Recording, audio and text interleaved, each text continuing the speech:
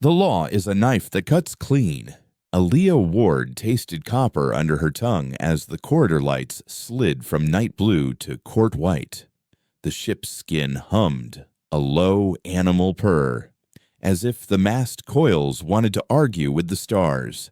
Outside, Aurora Court drifted along the trade plane of Cradle Net, a braided highway of stations and umber dust, where freighters wore prayer flags and gunboats pretended not to notice. Inside, 9 cameras pivoted toward her, the soft whir layered under the tang of warm coolant and sealant glue.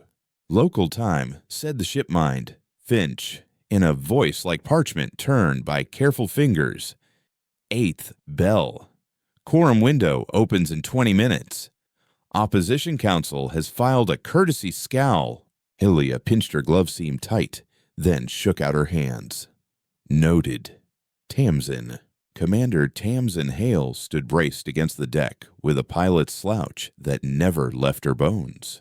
Brown hair rope-braided down. Foil thin scars along her knuckles. Patrol tender reports raider silhouettes at Pallas Fold. She said, not confirmed. Might be ghost returns. Ghosts don't charge docking fees, said jurist Pax Jordan. He wore the slate sash of a ship's advocate, glossy with old wax. The sash smelled faintly of vanilla and old smoke, like courtrooms that hadn't learned the newer air filters yet. Praetor Varkesh has a tithe schedule preloaded. He wants a demonstration. Public. With our people as the lesson. Finch brightened the hollow in the central well. Numbers fell like snow trade volumes, grain inventories, medical transport counts. The little heartbeat icons that meant living hands were on those pallets. I am quantifying the gratitude tax. Finch said, baseline 10% of all incoming life-critical cargo and 10% of outgoing salvage value. Payable to the compact. Penalties compound hourly. Gratitude tax, Tamsin muttered, as if the phrase itself scuffed her tongue. They call it gratitude, as if gratitude fits in a ledger. Pax lifted his chin slightly.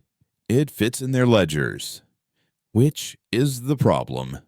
He swept the holo, isolating several threads. The columns turned blood orange. The compact has perfected a method of soft bondage. They don't chain throats. They price oxygen. Aaliyah stared through the glass toward the forward dome. Aurora Court's mirror arrays slept like folded wings. Along the rim, 6 public beacons sat dark, fluted like bells, each engraved with treaty glyphs that caught ship night like frost. If they lit those beacons, they invited a thing older than any gun the open word, the binding quorum, the corridor where a predator had to speak its method on record. We light the bells, Aaliyah said softly. We make them talk. Public inquiry is within 30 minutes of port inspection. Pax agreed. Treaty of Carr. Article 13 compels adversary testimony when a tariff touches survival. But it's a corridor of law. No weapons, no drones. Masks off. Tamsin made a face that could sour wine. They'll try theater. Then we out-theater them, Elias said. She felt her heart rate climb, and picture frames from old law dramas flickered in her brain, bright lamps, brittle voices, the ache of backs held straight. Finch. Send notification to CradleNet Open Gallery. Citizen witness seats prioritized. Allocate translation bans. No pre-screening questions. We'll take them hot. Finch's attention warmed. Ready. Surveillance paints Varkesh's flagship in docking stack B.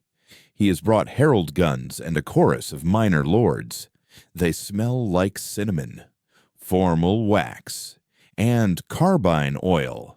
Of course they do, Pax murmured. A faint tremor feathered up through the soles of Elia's boots. Docking clamps settling. The smell of ozone sharpened. Someone had opened a service panel nearby, and the board was breathing.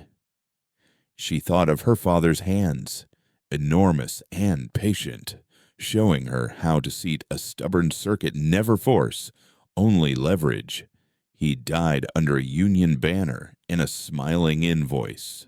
Power line, we don't break doors, we name their hinges. Finch pinged her private band with a soft chime. Commander, the shipmind said. Quieter. Civilians are already gathering. Dock C food queue doubled. A welder named Ghana brought her son.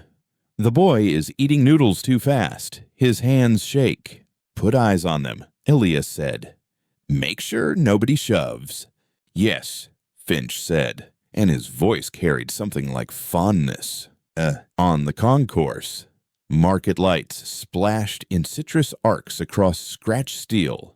Vendors lowered canvas flaps, then raised them again when someone offered cred for spice.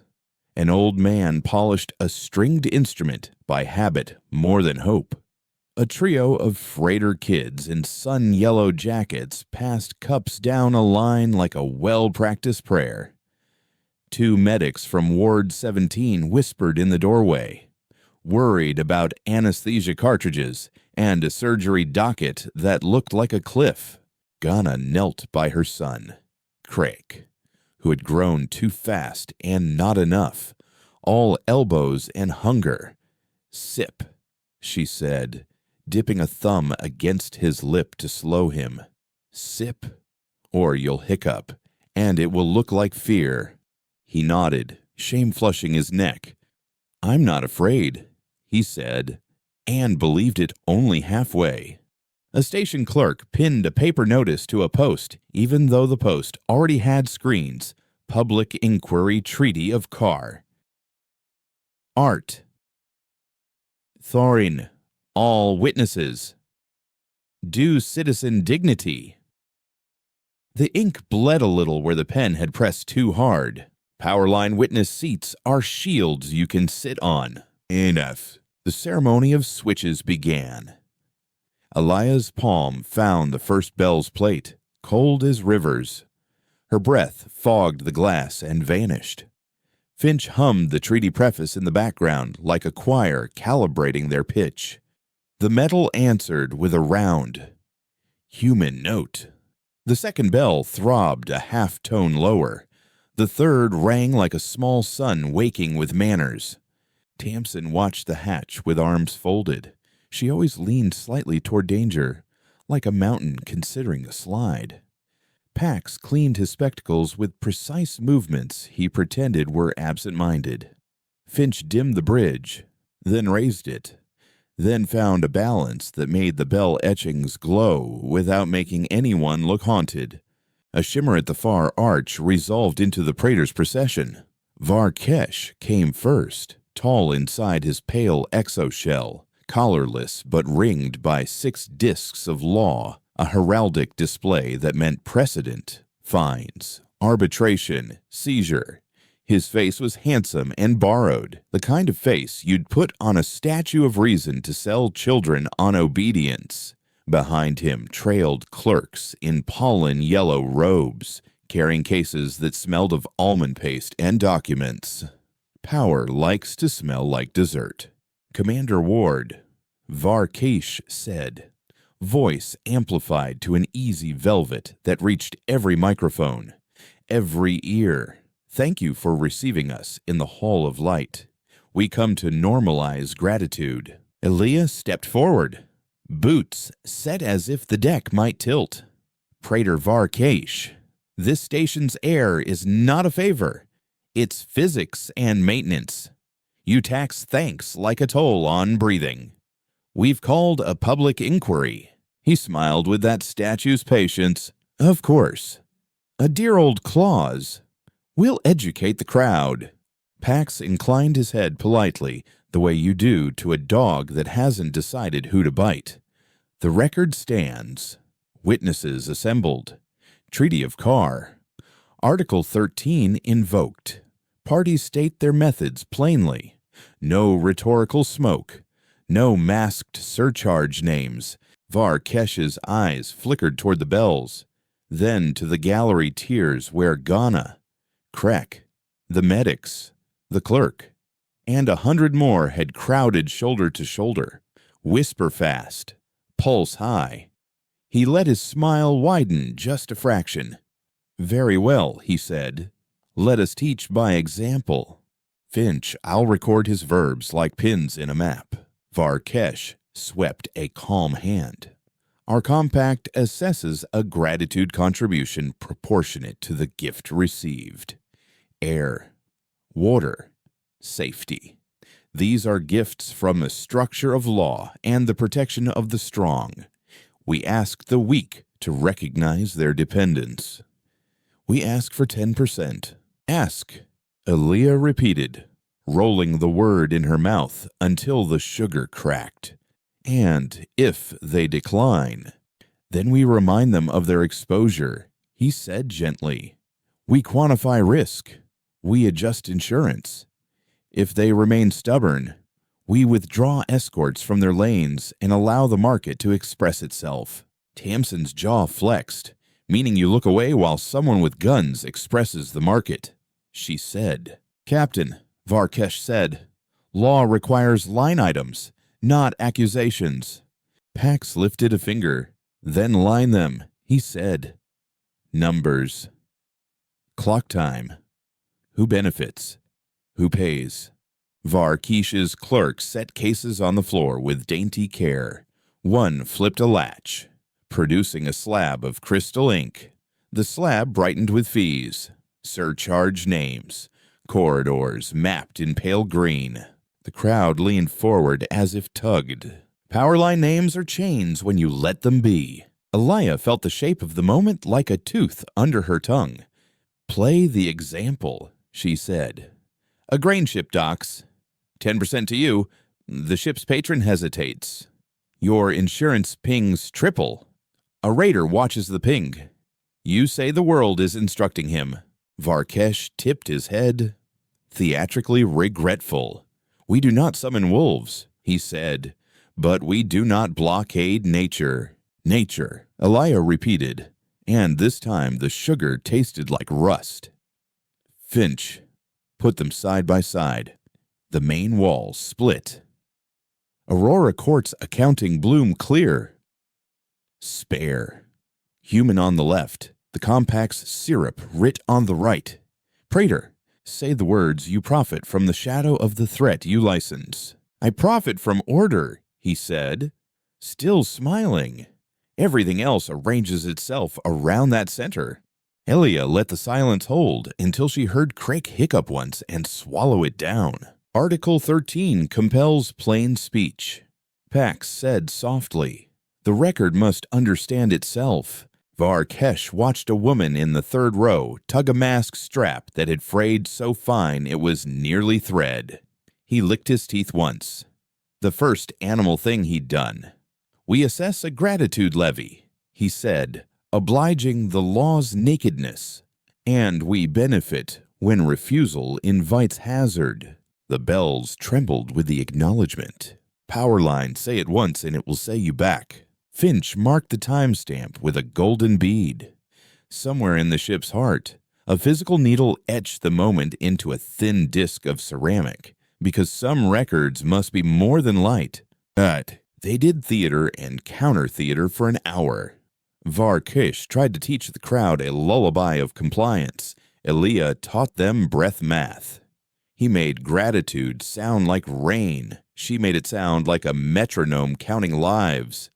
Pax kept the rails straight, tripping on no rhetoric, catching all of it in law sieves. Tamsin stood motionless except for the beat of her throat. Scent cues climbed and broke in waves, the hot dust smell of bodies, the citrus cleaning solvent someone had spilled 2 rows up, a thin alkali glide from the bell plates when Finch modulated their tone.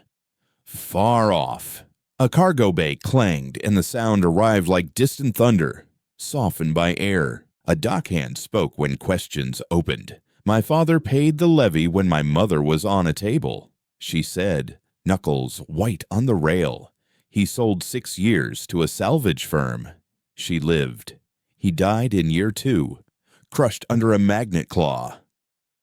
The levy paid boys to polish a praetor's carriage. Did law care? Varkesh opened his hands. A saint of plywood. The levy built escorts that may have saved 20 ships. You cannot weigh one life against a convoy. The dockhand nodded like a tide. I can, she said. I weigh mine every morning. Power line, you can balance a heart with a scale if you dare. Log it, Pax said softly to Finch. Logged. Finch replied. When the inquiry's hour clipped closed, the bells dimmed by treaty. Words had been said, and could not be unsaid. Varkesh bowed, then bent close enough that Elia could smell the sweet cinnamon varnish on his exoshell. You did well, he said. Sotto voce. But the levy begins in 1 hour. You'll pay it or bleed for refusing to be grateful. Elia's eyes stayed on the gallery. We'll pay in kind, she said. In the kind you fear. His smile cracked just a little. You think you're clever with mirrors, he said. The compact's accounts are mountains. Mountains fall, she said. You should know. You charge for landslides. Power line, we don't throw punches, we change the floor. The first move was small and surgical. Finch threaded a request through the barter mesh to all relief ships inbound to Cradle Net. Submit duplicate manifest to a neutral escrow, he wrote in a bland clerk's tone. Itemize life-critical cargo separately. Any levy assessed by compact authorities shall be marked against the escrow, not the ship.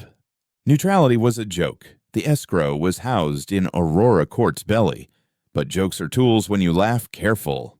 Tamsin watched the traffic map while Pax built the next step. We need a mirror that isn't shiny, she said. Something they won't know how to hit. Pax didn't look up. A system scale return. Not lasers and plating. Not their kind of mirror. His stylus tapped like rain on glass. We'll return their costs in their own domain accounting. We will move the price of hazard back through their graph until their levy cosigns with the thing it conjures. Aaliyah felt like she was standing at the lip of a well and someone had dropped a coin with her name on it. Make it so, she said. Finch. Pax called. Voice light. What would it cost to escort the escorters? Your joke improves, Finch said. Pleased. We list every lane the compact claims to clear. We place a shadow cost on those escorts equal to the hazard tax they impose by refusing to block wolves. We present the bill to their guarantors under Carr's good faith doctrine. Will they laugh? Tamsin asked. They will laugh, Finch said. Then their guarantors will stop laughing when the bonds tremble. Power line, if you can't break the wall, bill it. Pax looked up finally, eyes bright behind his old spectacles. We'll need witness signatures to authenticate the hazard chain. The inquiry gave us plain speech, not pain speech. We'll ask citizens to sign the chain of consequence. Aaliyah nodded. I'll ask, she said. They'll answer, yes, sir. They came in shifts that smelled like work oil and cinnamon sugar, a ghost of ash on someone's hair where a kitchen fire had kissed, the mint-clean bite of sterilized gauze. Ghana signed and pressed Kreck's hand on the pad. His small fingers splayed as if to catch what might fall. The dockhand who balanced a heart with a scale signed. The medics signed with trembling lips and steady eyes. The old man with the instruments signed, then played a low note that sounded like old wood remembering rain. Power line, a signature is a quiet sword. Finch ticked off the threshold. 300 witness marks, see you, he said. Good faith doctrine engaged. Pax sent the packet. It left the ship with a little carrier tone that sounded like the first small chisel strike on a statue's knee. Hours spool like wire when you're waiting for a tone back. Tamsin prowled the rails. Finch narrated small miracles in a calm catalog, a child on deck 9 who fell asleep with a spoon in hand, a coolant loop that stopped hissing once an air bubble gave up and died, a cat that decided the inquiry benches were its new realm. Aaliyah drifted to the forward dome. The black through the glass wasn't really black. It had grain like silk and depth like a wound. She put her palm on the curve and felt the faint cold through 3 centimeters of smart crystal. "Tell me a story," she said, not sure who she asked. "I have many," Finch said gently. "This fleet teaches by numbers and remembers by ledgers, never by collars." She smiled despite herself. "Put that in a book." "I already did," he said. "Power line we teach with sums so nobody wears chains." A chime, then 3 more, cascading like coins from a broken purse. Guarantor reply. Pax said. Breath suddenly fast. They acknowledge the hazard chain. They dispute quantum. They ask for arbitration in the corridor of ledgers. Tamsin's scarred knuckles flexed. "Corridor of ledgers," she said. "They're trying to drag us onto their floor." Pax's smile showed teeth. "Good," he said, "because we waxed it for them." Aaliyah felt the chill settle into her shoulders like careful hands. "Prep the arrays," she said softly. Finch answered by unfurling Aurora Quartz mirror banks. Not to flash light, but to show numbers. The panels turned and turned until they aligned with the trade plane's data flow. Hollow veins lit on the forward dome's inner skin. Figures strobed in aching clarity bond rates, lost projections, escort claims, hazard multipliers, witness marks. Finch threaded the beam, not energy, but reference. He bounced their accounting packet through the beacon lattice until every guarantor's tabulators saw the same face in the glass. "Power line, we don't shout, we make the room listen." Varkesh appeared on the private band like an aftertaste. "You are meddling," he said mildly. "Our patrons do not enjoy being named as weather." "They underwrite your rain," Aaliyah said. "They can carry an umbrella." "Commanders," he said, "warmth gone like a lifted hand. You will make an enemy of a hill. Hills don't chase you. They just sit on what you love." "Better a hill than a chain," she said. Yeah. The first set of costs came back like dull knives. An old escort line in the Aster weave flickered yellow on Pax's slate. "They're trying to reprice," he murmured. "They're saying their escorts now include hazard mitigation." "Then we ask for receipts," Elia said. Finch had already written the prompt by the time she finished the word. He loved receipts. Quantify mitigation, ship IDs, times, radios. If you can't cite, you can't claim. Power line receipts turn prayers into bridges. Varkish's clerks flooded the corridor with froth. Lists without times, times without lanes, names like vapor. Finch sifted, humming a nursery rhyme, and found the blanks. Pax pointed at a seam. "Here," he said. They claimed to have escorted grain ship Toft through the soot veil on the 12th, but Toft docked here on the 10th. They escorted a ghost for money. Aaliyah leaned into the mic. Her voice carried, clear and edged.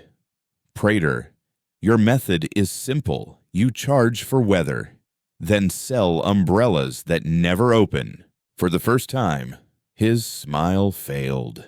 "You mistake an abstraction for malice," he said. "I count harm," she said. "Power line, when you name harm, it starts to have weight." The guarantors stopped laughing. A bond wobbled like a tall glass, nudged at a crowded table. Numbers rippled out. In 3 stations, secondary levies paused pending clarification. In 2, Escort lines demanded written indemnity from the compact before launching. The hills had heard their names and found letters under their doors. Tamsin breathed out. "Not enough," she said. "They'll stiffen. They'll throw men with guns at the lanes and swear they always did. They might," Pax said. "Which is why we need the third rail." "The what?" Elia asked. Though she knew, he looked like a teacher expecting the answer. "Public ledger return," he said softly. "Not canceling their levy. Returning it. We show every ship that paid the tithe a pathway to claw back. We instruct them how to invoice the compact's guarantors for hazard costs the levy created. We do it in a way that even a single clerk on a cold night can follow." Elia's throat tightened, not with fear, with something more like joy, a harsh and useful kind. Finch was already writing the scripts. "One-page templates," he said. 7 languages. No password. Clean typeface. Crisp contrast. Embedded precedent citations.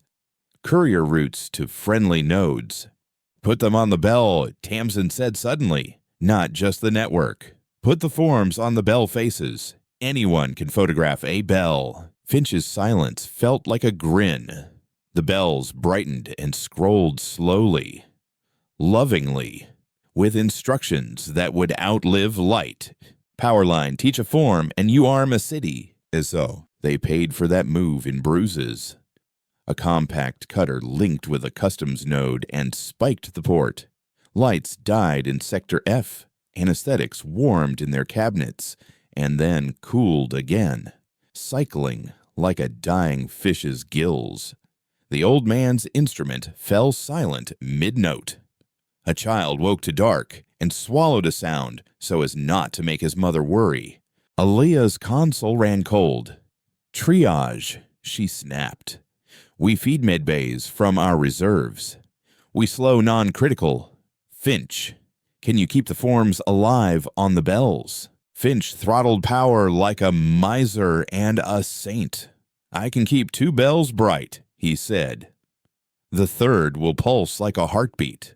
The 4th and 5th will show still frames every 20 seconds. The 6th will go dark. Dark is a message too," Tamsin said. "People will ask why. We will answer." A medtech from Ward 17 sent a burst across the wire. "We cut our own lights to feed the op theater. Keep the forms coming." Powerline, choosing who gets light is also law.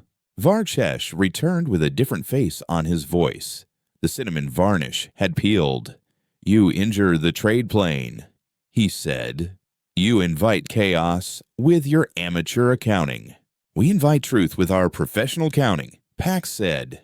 "And we make it legible. Legibility is surrender," Varkesh hissed, and the hiss sounded human now. "You want farmers reading bond graphs. You want children in witness seats. You want the strong to explain themselves to the hungry." "Yes," Elia said, and smiled.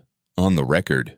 Powerline, hunger with vocabulary is an empire." And the evening pushed itself along the conduits and hung there. A taste, a slow shade.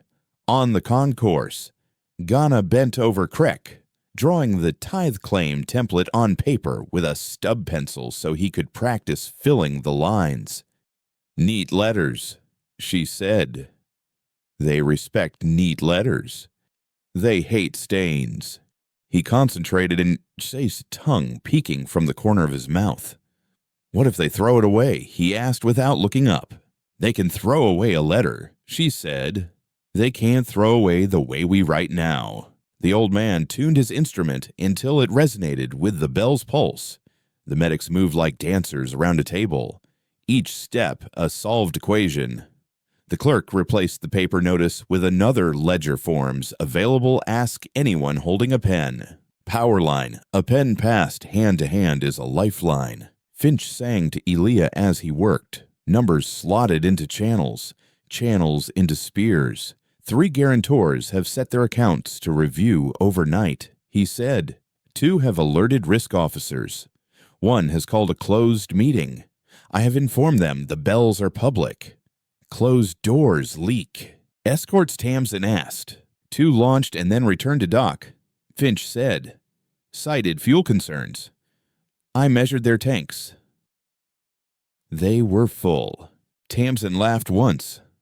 Short and bitter. Fear is heavy. Truth is heavier, Pax said. Powerline risk officers pray in spreadsheets. A ping from the Aster Weave. Commander, Finch said, voice flattening. I have confirmation that a convoy refused the levy under our template. A raider wing began to form. The escort line did not move. Elia's mouth went dry. Are we in time? Maybe, Finch said. If we move the floor. Do it, she said. And the room chilled as if someone had opened the door to space. Finch reached into the data lattice and turned 3 tiny things. The compact never looked at the dispute flags on hazard insurance that sat under the levee, the reroute defaults of 2 obsolete navigation buoys, and the gossip hash that moved warnings faster than radio. Together, they made a new corridor, not a wall, a path. The convoy slid into it like a fish finding a river channel, a degree colder than death. Varkesh arrived on the band, poisoned smooth again. Interference, he said. Criminal. Corridor of law gambit, Pax said, almost cheerful. Treaty of Carr. Annex 9 allows the construction of temporary safe passage when guarantors withhold promised mitigation. We stood up a bridge out of your own red tape. Power line if they sell you rope.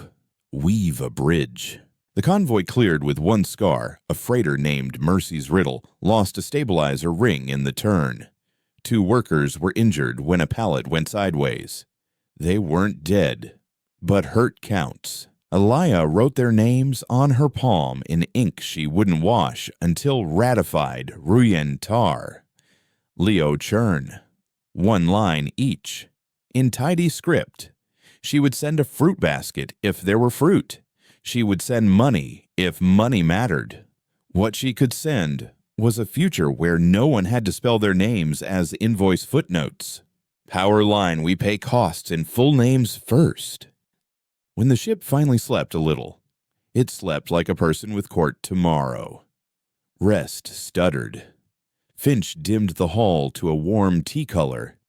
Tamsin snored on a bench with 1 boot on, 1 boot off, as if ready to kick and run. Pax dreamed with his eyes open, stylus twitching. Elias sat by the forward dome with a cup of sour coffee cooling too slowly. The drink smelled like burnt bread, like mornings when her father's hand shook, but he baked anyway.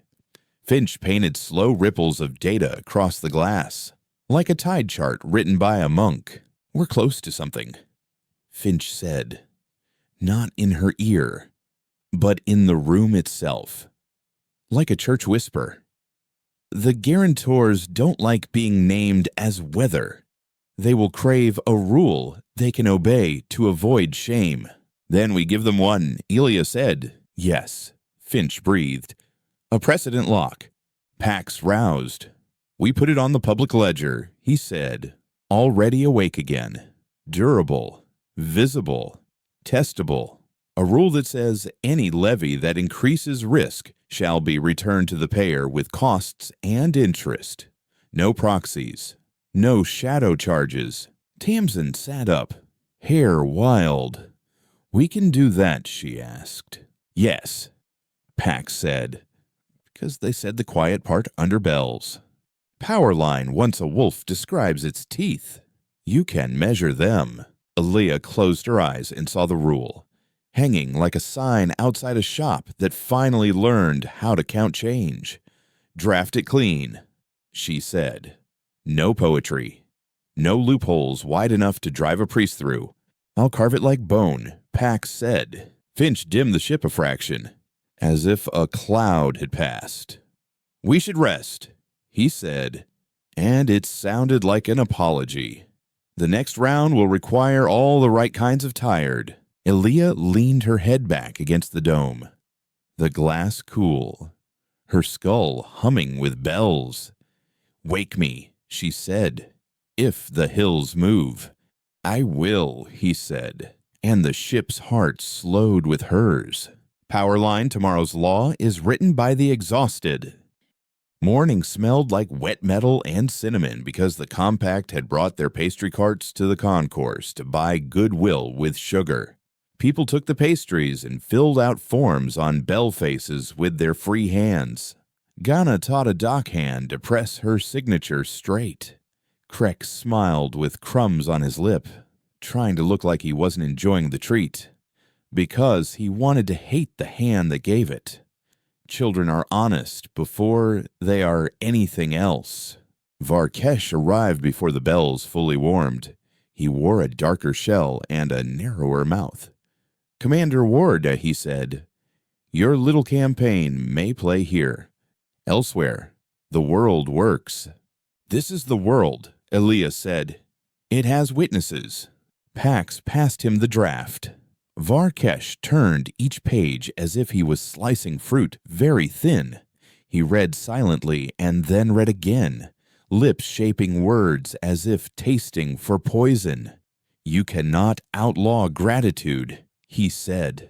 "We outlaw predation disguised as thankfulness," Pax said. "A minor difference. The gratitude levy funds safety," Varkesh said. "You'll kill 1,000 with your clean conscience. Then your escorts can show receipts," Elia said, "or your levy returns itself like a bad check." Finch's bells sang. The guarantors chimed. The corridor of ledgers widened until even the blind could feel the draft. 3 independent stations adopted the draft as policy at once, because policy loves company. Powerline make the right thing easier than the wrong. Varkesh's eyes went hard in a way that meant fine weather had ended.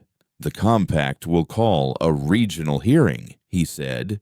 "We will drag your little ship into a brighter light, and you will squint." Elia nodded. "Good," she said. "We look better in sunlight." He leaned in. "You want mirror justice," he said. And the contempt in his mouth made it sound like dirt. "You think you can turn our beam back? Your mirror will crack." She held his gaze. "We don't crack," she said. "We bevel. Powerline, send us light and we will shape it." He left with his carriage of clerks, Cinnamon waking behind him like a guilty ghost. Tamsin exhaled through her nose. "He'll move something ugly," she said. "We need a handle on the ugly before it bites." "Scout the lanes," Elia said. "We may find an ugliness already strolling toward us." Finch pulsed. Sensor ghosts at Pallas Fold resolved his ships. He said, 4 raiders. 1 escort line trailing and not accelerating. It appears the escort line is waiting for a levy payment to clear. The raiders are not waiting." Elia stood so fast, her coffee went. The sour smell lifted and then lived in the air like a bad joke. "How close?" 3 hours, Finch said. "Maybe less if they light teeth." Pax didn't look up from the draft where his stylus was carving arteries. "This is their proof of method," he said. "Let danger teach. Then price the rescue." "Not today," Tamsin said. Elia felt the calm that comes before you do a thing that might break you. "We'll do the big mirror," she said. "The one we were saving." Finch paused an exquisite second. "I can build it," he said. "But it will cost us heat. And perhaps an array. It will certainly cost us friends." "We pay," Elia said. "Not with bodies. With the right kind of blood." "Powerline, we bleed in ink before anyone bleeds in air." The plan felt like laying glass over a map and drawing a river where there hadn't been one. Finch would vector the raiders' targeting logic into a public accounting feed, then bounce that feed through the bells to the guarantors' risk dashboards. The risk officers would see the attack as an unpaid invoice with their names in the header. They would panic in the way only accountants can panic quietly and completely. The escort line would move because bonds hate fire. Tamsin set her jaw. "We'll need to bait them." "I'll take Aurora Court to the fold," Aaliyah said. "You'll put yourself between the raiders and a convoy," Pax said without moving his eyes from the rule he was carving. "Clever. Stupid. Captain, please do not die. It complicates appeals." Aaliyah let herself grin so the room could breathe. "I will attempt to remain alive out of professional courtesy. Powerline, we don't offer throats, we offer proofs." Finch lit the arrays. The mirror banks unfolded like petals on a night flower, starving for dawn. The ship smelled like hot dust and ion peel and somebody's peppermints. The deck thrummed under Eliah's boots in small, agreeable shivers. The bells sang not for inquiry, but for warning. Ghana Eliah said on the open band, "Take Krek, somewhere with a roof." "We're in the bell shadow," Ghana said, breathless. "He's doing his handwriting." "We're fine." "Everyone," Pax added, voice precise and soothing, as if smoothing linen. "Witnesses are welcome in the gallery. You are safer where the record is thick. Powerline records make good walls when you build them tall." They burned for Pallas fold on a thread of thrust that felt like a violin string wound too tight. Space showed its grain. The convoy hung like beads. The raiders were teeth. No metaphor now. Their engines wrote hunger in hard blue. Finch's murmured numbers washed the bridge like rain on old stone. "Vector intercept in 6 minutes," he said. "Arrays at 70. Bells at 60. Guarantor feed engaged. Risk dashboards opening everywhere." Escort Tamsin asked. "Not moving," he said. Bond officers typing very quickly. Aaliyah could almost hear the typing plastic keys. Frantic breath. Coffee gone to mud. "Bring the mirror live," she said. Finch pulsed the feed. The raiders' targeting solutions. Normally a private snarl of greed in angles, blossomed in clean lines on the bell faces. The lines slid into risk dashboards like needles. Guarantors saw red shift into their green. Bonds felt teeth. The escort line jolted like a startled horse. Varkesh came in with a broken voice. "You are violating the sanctity of tactical channels," he snapped. "This is war. This is audit," Pax said. "Powerline, call it war if you like, we call it math." The first raider flinched, then corrected, then flinched again as his targeting logic discovered that shame moves faster than light. The second peeled wide. The third didn't. It came in hot, cruel, convinced the world is a ledger you write on with knives. "Hold," Elia said. "Hold." The escort line finally lit its engines in earnest, but the vector was wrong. They'd left their brains in the dock. Tamsin swore in a language with no vowels and rolled Aurora Sort into the raider's logic like a shoulder into a door. The mirror arrays sang. The raider's computer tasted itself on a bell. It faltered. The convoy slid. "One ship," Finch said, voice small as a coin in a well, "is too slow. Mercy's riddle. She has our names on her wall." "Take it," Aaliyah said. "Give me the floor." Aurora Court flared data into space like a gospel. The raider bit the flare, confused and greedy. Its shots walked along the light and went wide as if persuaded by a finer physics. The shot that did not go wide came from somewhere else. A compact cutter, running quiet all this time, put a warning burn across Aurora Court's mirror banks. One array died with a sound like a boy cracking a frozen puddle underfoot and then realizing the cold wants him. The scent of hot ceramic filled the bridge. The bells hiccuped, recovered, hiccuped again. Tamsin's hand flew. "We lose another array," she said. "We lose the mirror. Keep us alive," Elias said, quiet enough that it could be a prayer or an order. "Power line, we don't pray for mercy, we steer." Finch whispered numbers in pain. "Array 3 is gone," he said. "Array 4 limps. I can route through 5 if I silence Bell 2. Do it." Elias said, and the ship felt the cost like a missing tooth. On the concourse, the bell that Trek was tracing with his pencil went dark. He stared at the blank with terror, then set his pencil down like a soldier laying a rifle on a table. "It's okay," Ghana said, though her voice trembled. "Lights go out. We still write. Power line, when the lights fail, write harder." The escort line finally behaved like men with spines. They interposed their ships and sent a packet to the raiders that simply raid liability. The raiders knew that word. Their engines thought about grandchildren and cooled just enough. Mercy's riddle cleared. Ruyan Tayer and Leo Churn would have different scars than morning promised, but they would have mornings. Elia licked her teeth and tasted metal and remembered she still owned her body. Varkesh howled in a band he thought no one could hear.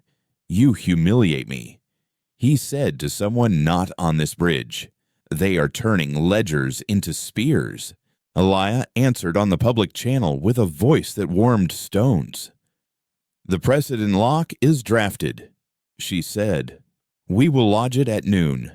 Any levy that increases danger returns itself with interest. Your guarantors are reading.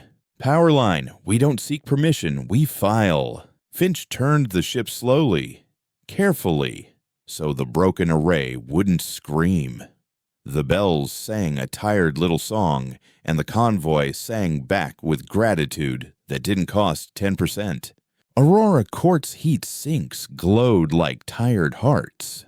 Pax capped his pen. Tamsin finally removed her other boot and threw it at a bulkhead with terrible aim. It made everyone laugh and then stop laughing because laughter hurts after you've held your breath that long. Ilya leaned on the rail and watched the numbers draw down.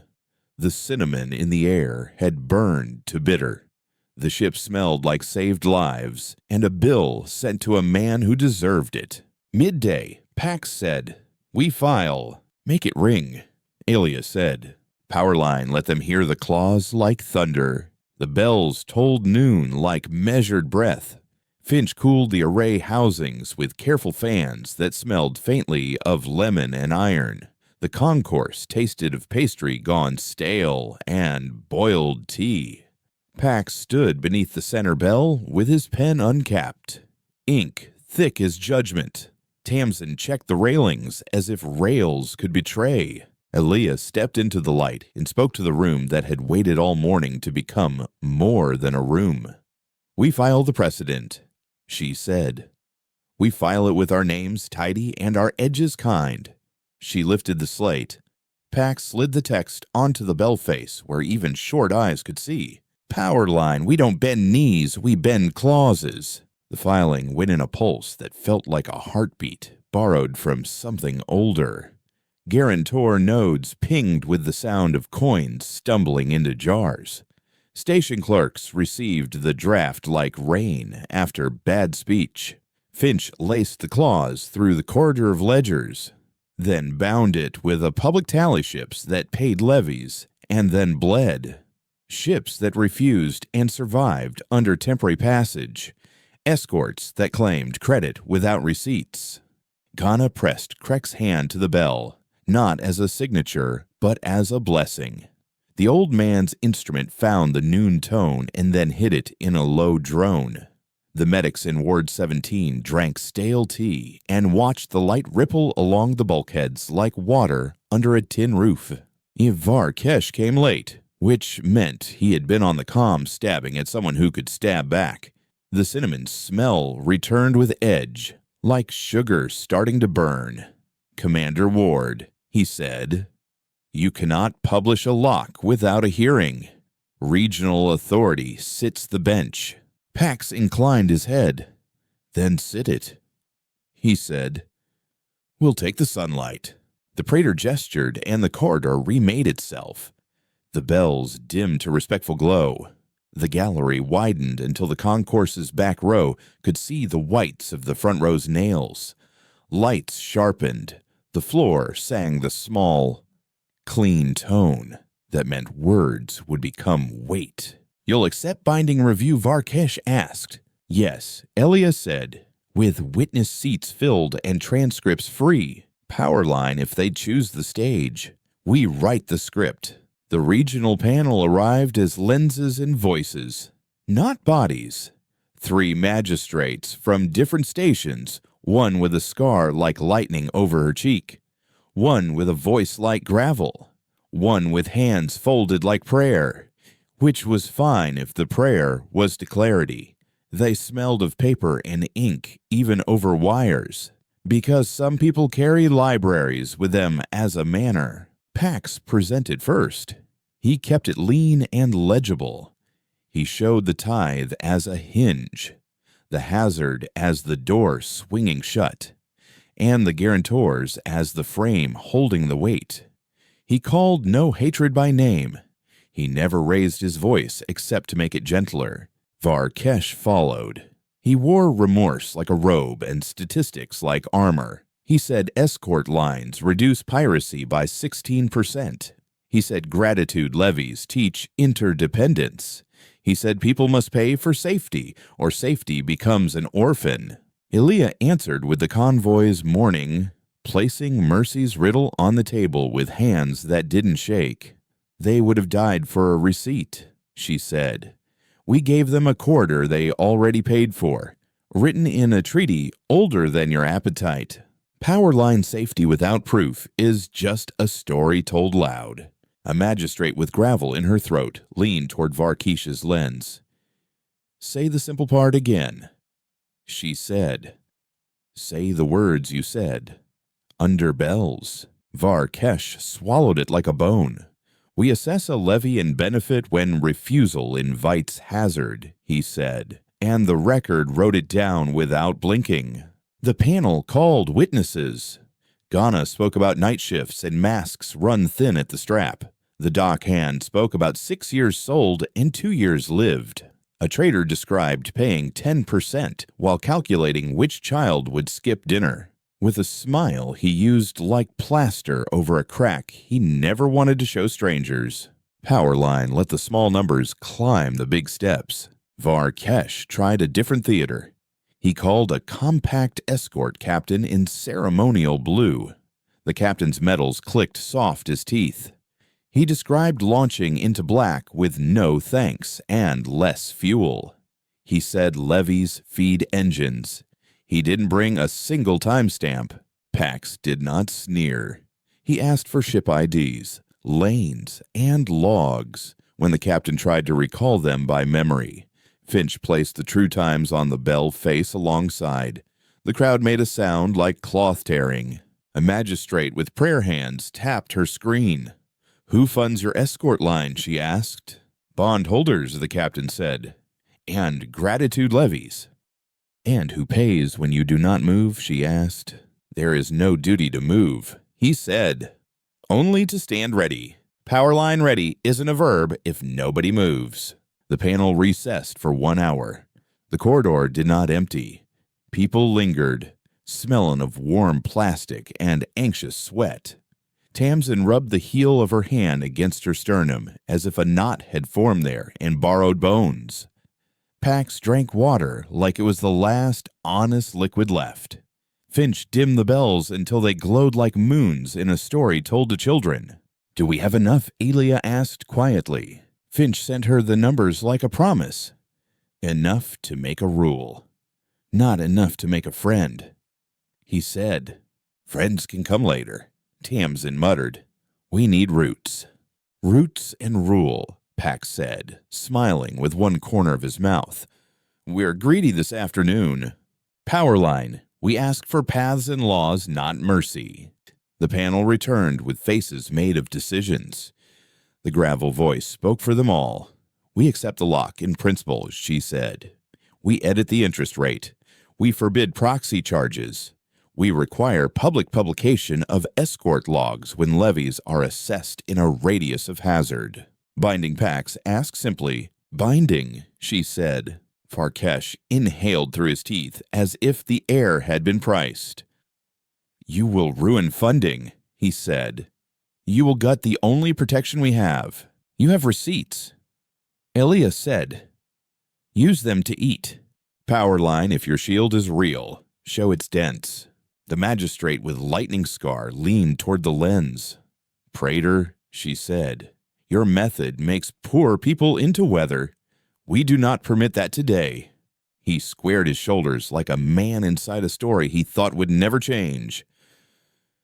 You cannot stop hills, he said. They sit. No, she said, but we can write where they may sit and who they may crush. The bell faces scrolled to the signature pane. The panel signed in a hand you could read from orbit. The lock took. Finch laced it into the public registry with a tone you could hum, even if you were tired. Powerline rules without sunlight are just threats with stamps. Costs arrived in the same breath as relief. Array 4 failed cleanly under stress you couldn't see, and a whisper of hot ceramic dust drifted into the bridge filters with a smell like baked clay and apology. Finch shuttered it before it could arc. We lose a wing for now, he said. I can recompile the mirror logic, but not today. Log the loss, Elia said. Name it and let it hurt. On the concourse, a vendor's oven failed when the power surged under the bell scroll. A tray of buns burned on one side and undercooked on the other. He swore and then laughed and handed them out for free. Tomorrow, he said to no one and everyone, we learn the new heat. Power line we pay in parts and proud fingers and still pay. Farkesh didn't break. He evolved. The next hour, compact collectors moved to courtesy holds on docks far from Cradle Net, adding days of wait to ships that had used the new forms. No levy, they said. Just inspection. The cost would still bite, but it would leave no receipt. Pax saw the slope forming. They will turn delay into a nameless fee, he said. We need a word and a clock. Define courtesy hold as charge. Elia said, set a timer. Anything beyond a reasonable window becomes a compensable event under the lock. Reasonable Tamsin asked. 6 hours. Pax decided. After that, the bell rings. Finch smiled in his strange, textual way. I can make bells understand the hour, he said. We will print timers on the faces. Children can watch them and ask why they move. Powerline give time a face and it becomes a witness. They took the rule back to the panel before the ink had dried on the first. The magistrate sighed with the weight of people who wanted to nap and knew they wouldn't. They amended. They added the timer. Farkesh protested and tasted dust. He escalated again.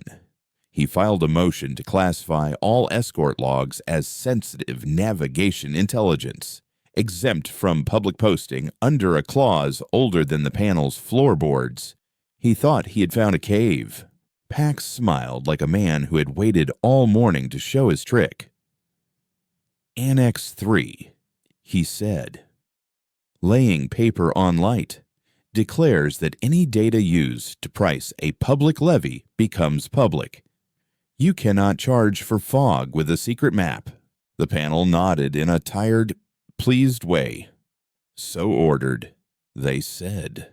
Powerline, if they tax you with a secret, make the secret pay. Sensory anchors laid themselves down like rails, hot wires cooled with a sharp, minty scent. Damp coats steamed on hooks near the inquiry doors. A child peeled an orange with concentration, and the peel released a smell so clean it felt like starting again.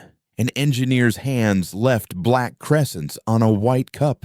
The sweet, alert tang of antiseptic followed a nurse through a crowd with a halo nobody could see.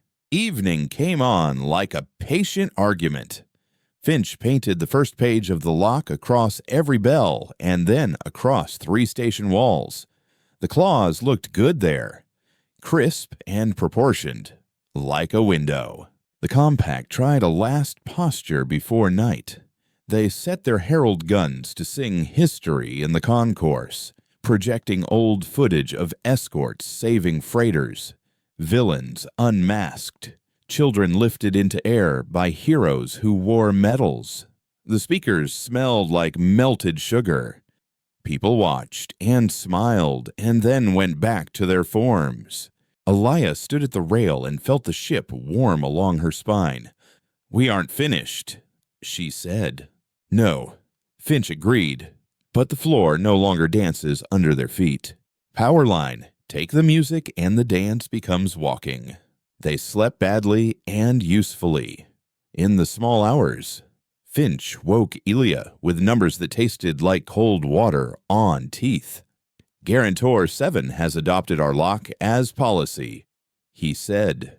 "They will require receipts from compact escorts before funding levy-linked bonds. 2 more consider." 1 snarls. "Who snarls?" Tamsin asked, voice hoarse from a dream she didn't want to remember. "The one who sits on the hill," Finch said. Varkesh had not known how to back down his whole life because down had always been occupied by people who nested under his boots for warmth. He filed a summons to the High Corridor, a star court with benches carved from older benches, where the law liked to pretend it was granite and sometimes succeeded. He wanted a spectacle framed in marble and hard consonants. Pax's eyes lit behind his lenses. "We go?" he asked. "We go," Elia said, and the word tasted like iron and mint and morning bread. "Witnesses, too. Power line when they call you upstairs. Bring your neighbors." The transit to the High Corridor ran along a trade line that smelled like burnt copper and sour ink. The Star Court's beacon threw a white blue that made skin look honest. Ships from 30 stations docked with a purr, like big cats being bribed with cream. The hallway floor was polished stone, old enough to remember battles and new enough to show shoe scuffs.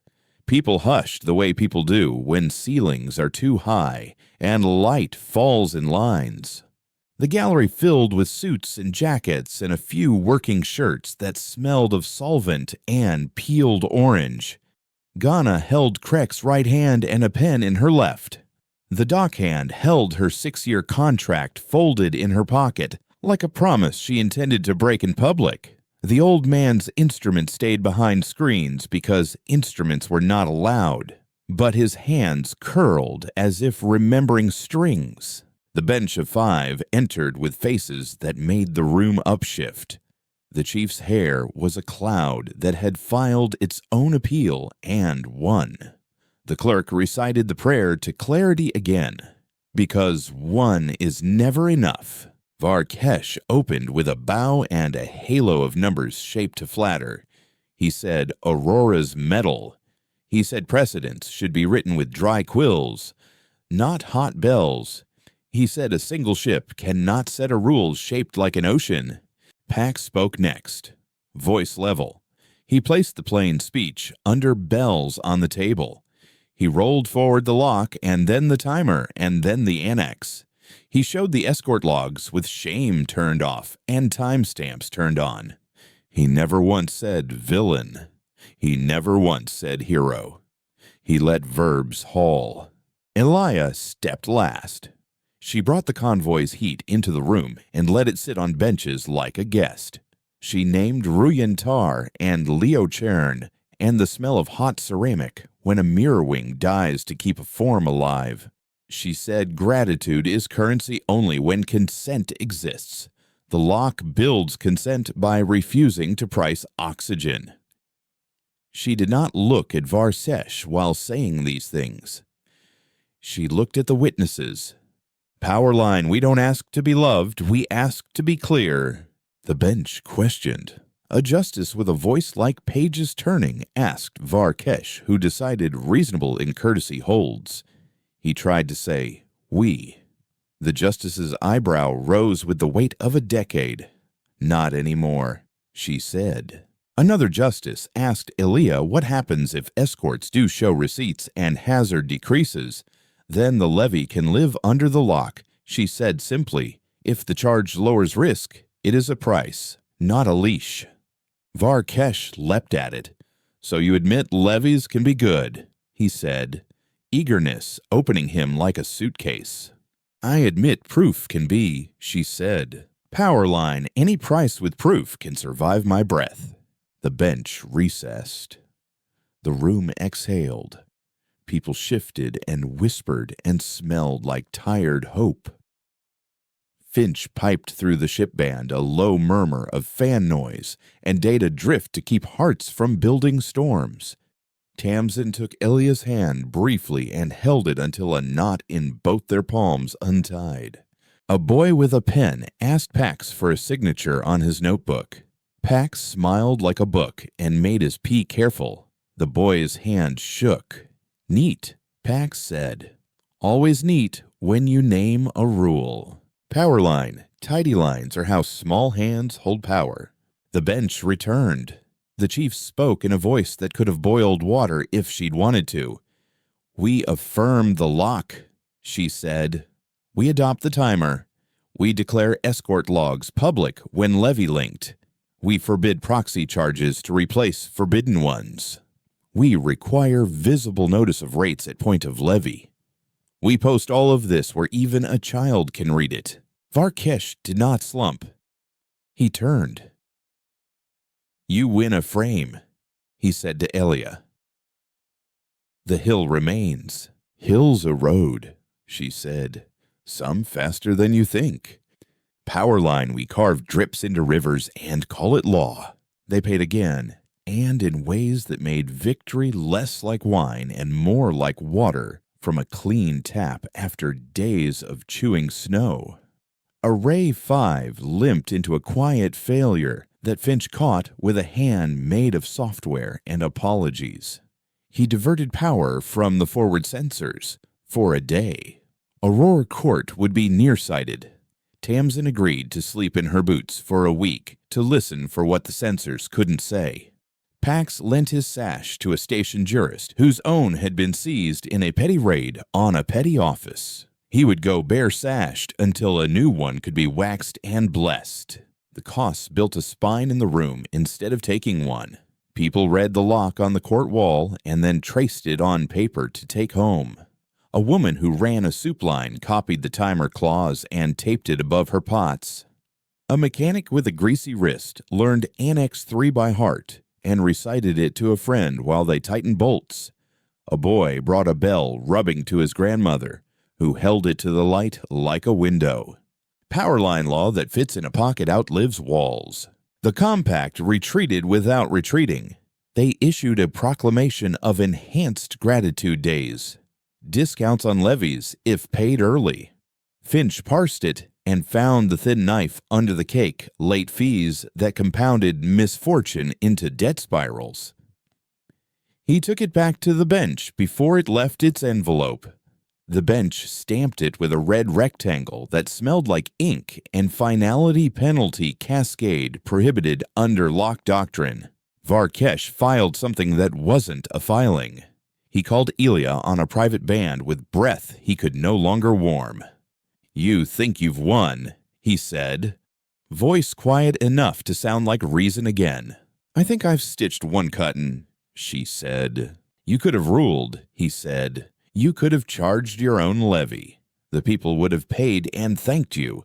You chose a clause instead of a crown. I'm not built to wear crowns, she said. I'm built to teach. Powerline crowns tarnish forms, reprint. He laughed then, and it sounded human. Then teach this, he said. Our escorts saved 1,000 ships over 10 years. Your lock will save 2,000 and starve 10,000 when the bonds break. We'll feed them with the money we don't send to your pastries," she said, and cut the line because mercy is sometimes making another man hear his own breath. They returned to Cradle Net, which greeted them like a dock that had learned to stand straighter. The concourse smelled of noodle broth and coolant, of ink, and the sweet first bite of an apple hiding in someone's pocket since morning. The bells displayed a queue of claims and returns. The queue moved. It moved like a river that had been taught a new shore. Ghana's claim returned with interest sufficient to replace a mask stockpile and buy time. She hugged Krek so hard he squealed and then pretended he didn't mind. The dockhand's 6-year contract sprouted an escape clause she could see. She went outside and breathed air like she'd earned it, because now she had. Power line money that circles back feels like morning. Aurora Quartz Mirror Wing stayed dead, a dark petal where light ought to live. Finch mourned not loudly but persistently, the way a librarian mourns a page. Tamsin walked the length of the ship at night and learned where it creaked differently. Pax wrote a letter to a school in a cold station where children had never heard bells that weren't attached to doors. He promised to send recordings and then sent the rule instead. The big thing was done but not finished, because good things are never finished, only maintained. The hill didn't topple in a day. It shifted. And in the shift, there was room to build stairs. The ship smelled like glue and binding, and the citrus sharpness of a cleaner someone finally bought new. Elia stood under Bell 1 and traced her finger along the claws that had changed in orbit, even if only by a degree. Varkesh sent one last theater. He offered to sponsor a festival of thanks. He would fund music and lights if Aurora Court would agree to speak of gratitude without mentioning levies. You can be the star of a kinder story, his invitation said. Aaliyah sent back a form. Powerline, we accept gifts only when we can read the card. The final hearing was brief and holy. The bench read the lock into the ledger where even old entries make room for new wisdom. The clerk's pen scratched like a fox moving through dry leaves. A seal pressed into paper smelled like wax and rain. Power hissed in Sector F, and then steadied. The child who had watched the timer learned to count backward as well as forward. The vendor's oven warmed evenly for the first time since a summer 3 years ago, when someone else had replaced a coil for free. The old man played a song that didn't have words and didn't need them because people had enough nouns for a day. Finch dimmed the ship to a level that made faces look kind without lying. Tamsin took off both boots and kept them off. Pax found his sash returned by courier with new wax and old smoke. Elia walked the deck with a cup of tea that smelled like mint and clean heat. They gathered under Bell 1 without an audience and felt the room hold them like an agreement. Outside, the trade plane wrote itself in thin red and green lights like ledger lines in the dark. Inside, a page turned. On the public ledger, the entry for the lock blinked once and then settled, not into history, but into habit. Public ledger entry blinking confirmed. I was taught to measure with breath and to count with names. And I never wanted to build a world where thanks tasted like debt. We lost a wing, and we spent heat, and we wore our nerves down to the thread. And we learned the way a rule can be a roof. The hill still sits, but it sits where we can see it. And the road around it is posted with signs even a child can read. We will keep the bells bright. We will repair what we broke to build what we need. We will return what was taken with interest, and call that interest tomorrow. The mirrors dim, the ledger lives.